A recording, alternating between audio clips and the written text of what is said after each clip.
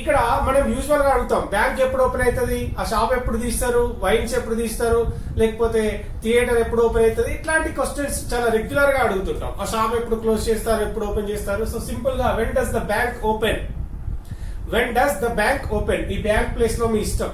When does the shop open, when does the wines open, wine shop open, right? ఇలా anything you can include here, right? When does the market open, when does the theatre open, ఇలా.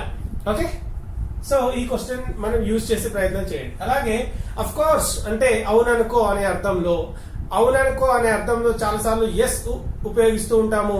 Instead of using yes ఏం చెప్పొచ్చు, of course అని use చేయండి. Okay, అలాగే నీకేమైనా పిచ్చా అని చెప్పి మన ఫ్రెండ్స్ ని తిడుతూ ఉంటాం కదా, అట్లాంటి సిచ్యువేషన్ లో ఆర్ యూ క్రేజీ అని చెప్తుంటాం. వాళ్ళు ఎప్పుడైనా స్ట్రేంజ్ గా మాట్లాడుతున్నప్పుడు లేదా వింతగా బిహేవ్ చేస్తున్నప్పుడు లైక్ ఆర్ యూ క్రేజీ అంటే నీకేమైనా పిచ్చా అని అడుగుతూ ఉంటాం, రైట్? అలాగే షట్ అప్, నోర్ మొయ్ అని చెప్పినప్పుడు షట్ అప్, ఇక్కడ నుండి పో, వెళ్ళిపో ఇక్కడ నుంచి అని చెప్పడానికి గెట్ లాస్ట్ అంటే ఇక్కడ నుంచి వెళ్ళిపో.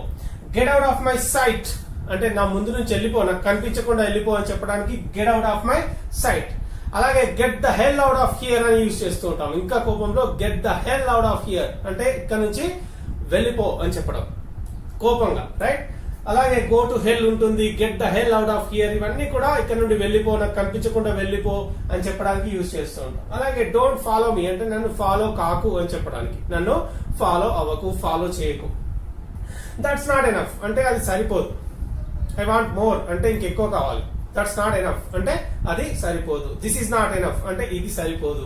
ఈజ్ దిస్ ఎనఫ్ అంటే ఇది సరిపోతుందా, ఇజంట్ ఇట్ ఎనఫ్ అంటే ఇది సరిపోదా, ఇట్లా చాలా క్వశ్చన్స్ అడగవచ్చు అన్నమాట. ఓకే, ఎంత సరిపోతుంది, how much is enough. Okay, ఈ విధంగా మనం అడుగుతుంటాం. అలాగే దట్స్ నాట్ ఎనఫ్ అంటే అది సరిపోదు అని. ఈజ్ దిస్ ఎనఫ్ అంటే ఇది సరిపోతుందా, ఈజ్ దాట్ ఎనఫ్ అంటే అది సరిపోతుందా, ఈ విధంగా అన్నమాట మనం చాలా క్వశ్చన్స్ అడుగుతూ ఉండొచ్చు, రైట్?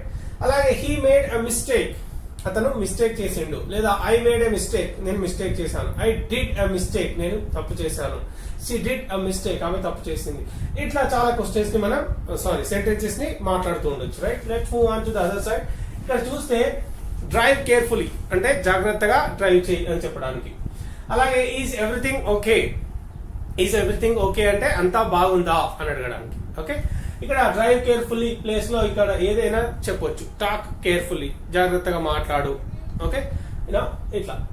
అలాగే ఈజ్ దట్ ట్రూ అంటే అది నిజమేనా అని అడిగే సిచ్యువేషన్ లో ఈజ్ దట్ ట్రూ అని చెప్తూ ఉంటాం.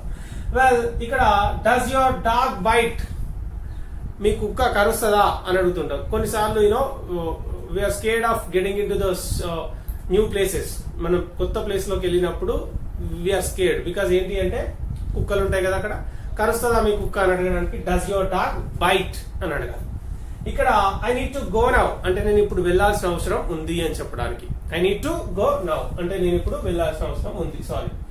ఈజ్ ఎనీబడి ఇన్, లోపల ఎవరైనా ఉన్నారా అని అడిగేటప్పుడు చాలా సార్లు మనం ప్లేసెస్ కి లేదా వేరే వాళ్ళ హోమ్ కి వెళ్ళినప్పుడు తలుపులు క్లోజ్ చేస్తున్నప్పుడు అక్కడ ఎవరైనా ఉన్నారా లోపల అని అడుగుతుంటాం కదా. ఈజ్ ఎనీబడి ఇన్, లోపల ఎవరైనా ఉన్నారా అని అడగడానికి. Excuse me, is anybody in, లోపల ఎవరైనా ఉన్నారా అని అడుగుతుంటాం.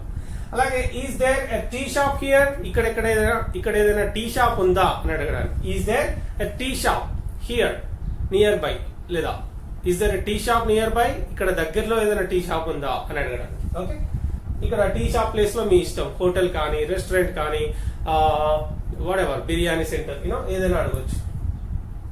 Has the bus left, bus వెళ్ళిపోయిందా, ట్రైన్ వెళ్ళిపోయిందా, హ్యాస్ ద ట్రైన్ లెఫ్ట్. ఇట్లా ట్రైన్ వెళ్ళిపోయింది అంటే train has left. Okay, bus వెళ్ళిపోయింది అంటే బస్ హ్యాస్ లెఫ్ట్. ఈ విధంగా యూజ్ చేస్తూ ఉంటాం. అలాగే హౌ డూ యూ నో అంటే నీకు ఎట్లా తెలుసు. డూ యూ నో అంటే నీకు తెలుసా, హౌ డూ యూ నో అంటే నీకు ఎట్లా తెలుసు. So these are a few sentences and a few questions that will help us to speak continuously in our daily life, right? Yeah.